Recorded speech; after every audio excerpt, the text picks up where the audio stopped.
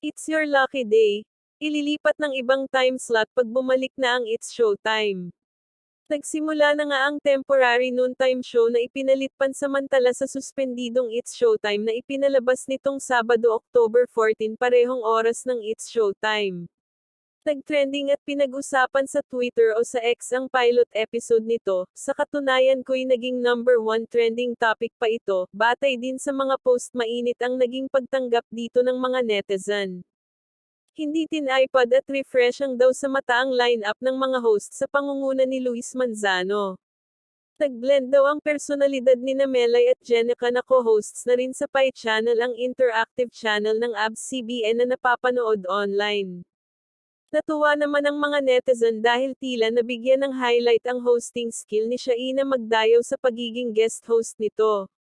Bentang-benta rin sa mga netizens ang mga punchline ng mga komedyanteng sina Pet It, Tet Hai, Negi at Long Merea. Aliw na aliw at patok sa panlasa ng mga netizens ang bagong game show na ito, handog ng ABS-CBN.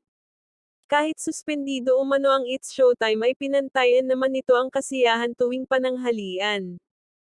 Kaya panawagan ng mga netizens na kulang ano ang 2 linggo na pag-ere nila, sayang naman umano kung matsyutsyugi agad ito. Panawagan naman nila sa ABS-CBN, baka pwedeng gawin umano itong pre-noontime show at itapat sa TikTok clock ng GMA Network at magiging kabak-to-back ng It's Showtime.